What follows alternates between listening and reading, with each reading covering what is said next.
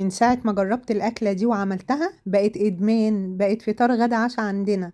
نص علبة جبنة أي نوع تحبيه، عليه حبيتين بيض ونص فلفلاية حمرا وخضرا وصفرا وكوباية حليب ونص كوباية من السمنة.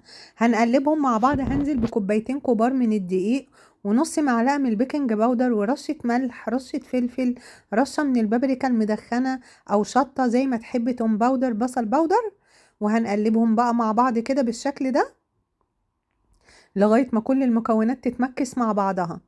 تقدري تعمليها بجبنة قريش لو انتي مش عايزة جبنة علب. شوية زيتون بقى مخلي ونكمل تقليب. وهزود كمان نص كوباية من الحليب، حسيت ان هي عايزة نص كوباية كمان. بكون بقى مسخنة الفرن كلها في صينية واحدة. مسخنة الفرن درجة حرارة 180 واعرف اللي في النص. تطلع معاكي احلى كيكة حادقة تجنن يا جماعة، تجنن. تقدري تعملها لهم فطار غدا عشاء. هتطلع حلوة قوي مغذية، وفيها مكونات كتير من الخضار والحليب بقى والبيض، يعني حلوة قوي. لو انتي شايفة ان الجبنة دي مثلا انتي مش حباها ممكن تحطي جبنة قريش، هتكون مفيدة اكتر واكتر. بس انا عندي هنا بيحبوا الجبنة دي او النوع ده يعني.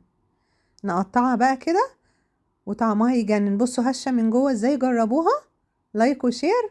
ما تنسوش تصلوا على الرسول في الكومنتات. استنوني الفيديو الجاي. طعمها يجنن وشتوية قوي.